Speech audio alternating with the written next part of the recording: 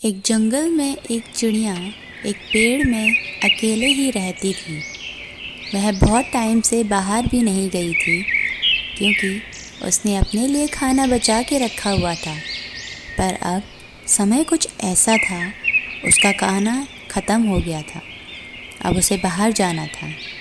उसके साथ और कोई नहीं रहता था, इसलिए वह बाहर जाने से डरती थी। अब एक दिन वह मन बनाती है, मुझे अब बाहर जाना चाहिए, मेरा खाना ख़त्म हो गया है, मुझे बाहर जाके खाना फिर से लाना पड़ेगा। और यही सोचते सोचते वह बाहर की तरफ चल देती है। वह कुछ दूर तक जाती है और उसे बहुत सारा खाना मिलता है। वह कुछ टाइम तक उसी दूसरी जगह पर रहने लग जाती है और अपना पेट भर के खाना खाती है। एक दिन उसे विचार आता है, अब मुझे अपने घर वापस जाना चाहिए, आखिर वो तो मेरा घर है ना। मैं बहुत खाना खा चुकी हूँ, मुझे अपने घर की याद आ रही है, मुझे वहीं अपने लिए खाना भी ढूंढना पड़ेगा। मैं ऐसे बार बार शहर आके खाना नहीं खा सकती, मुझे अपने घर जाना चाहिए। यह सब सोचते सोचते वह अपने घर की तरफ चल देती है। पर उसे क्या पता था, वह तो बहुत दूर जा चुकी थी। अब कुछ दिन तो उसे लगने ही थे वापस आने में। अब इतने में दूसरी तरफ की बात करते हैं। एक खरगोश उसके पुराने घर की तरफ पहुंचता है और वह उस घर को खाली देख के रहने का मन बना लेता है। उसे क्या पता था वहाँ पे चिड़िया पहले से रहती थी। पर जैसे ही उसे घर दिखता है, अरे वाह, ये तो घर खाली है, क्या मैं इसमें रह सकता हूँ? चलो एक बार अंदर जाके देखता हूँ, क्या पता यहाँ कोई रहता हो। अरे ये तो खाली है, मैं तो इसमें आराम से रह सकता हूँ, क्या बात है, मुझे तो एक बढ़िया सा घर मिल गया। अब मैं इधर ही रहूँगा, यही मेरा आज के बाद घर है। खरगोश उसमें खुशी खुशी रहने लग जाता है। अब इतने में कुछ दिनों बाद चिड़िया वहाँ वापस आती है। अरे तुम कौन हो, मेरे घर पे क्या कर रहे हो? चलो बाहर आओ, ये मेरा घर है, यहाँ मैं रहती हूँ।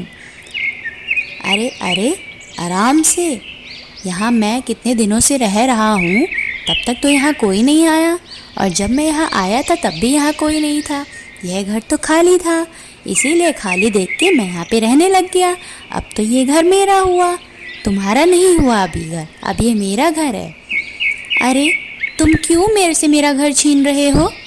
ये घर तो मेरा ही है ना। मैं कुछ दिनों के लिए बाहर खाना खाने गई थी, पर मेरा ही तो घर है। नहीं, अब यहाँ मैं रहता हूँ तो ये घर मेरा है, तुम्हें एक बार समझ नहीं आता? तो चिड़िया और खरगोश की ऐसे ही बहस हो जाती है। फिर वह सोचते हैं, हमें एक सरपंच के पास जाना चाहिए, वही हमारा फैसला कर सकते हैं कि ये घर किसका है। हाँ हाँ चलो चलो, चल देते हैं, ढूंढते हैं कोई अच्छा सा सरपंच को, इस गांव में कोई मिलेगा क्या। तो वह दोनों सरपंच को ढूंढने के लिए चल देते हैं। कुछ दूरी तक चलते चलते उन लोगों को एक बिल्ली दिखती है, पर बिल्ली से तो हर कोई डरता है और वह दोनों भी डर रहे थे उसके पास जाने के लिए। पर वह बिल्ली शांति से एक पेड़ के नीचे बैठी हुई थी। अब यह दोनों मन बनाते हैं कि चलो इसी से बात कर लेते हैं। उनको क्या पता था उनकी आगे क्या दशा होने वाली है। अब वह बिल्ली के पास जाते हैं, पर इतनी पास नहीं जाते, डरते तो दोनों ही हैं, तो थोड़ा सा दूर बैठ के बातें करते हैं उससे। अरे बिल्ली जी सुनो ना। बिल्ली बोलती है, क्या? मुझे आवाज़ नहीं आ रही। अब मैं बूढ़ी हो गई हूँ ना, तुम दोनों थोड़ा पास आके बोल सकते हो क्या? वह दोनों बहुत डर रहे थे उसके पास जाने में, क्या पता कब पंजा मार के उन्हें खा जाए। पर वह बिल्ली बहुत चालाक थी, उसने ऐसी एक्टिंग करी कि दोनों के होश ही उड़ गए। अरे बच्चों, डरो मत, मैं बहुत बूढ़ी हो चुकी हूँ, मुझे दूर से सुनाई नहीं देता है। तुम दोनों को पास आना पड़ेगा, तभी मैं तुम्हारी इस प्रॉब्लम का सॉल्यूशन तुम्हें बता सकती हूँ। वह दोनों घबरा घबरा के पास तो चले गए।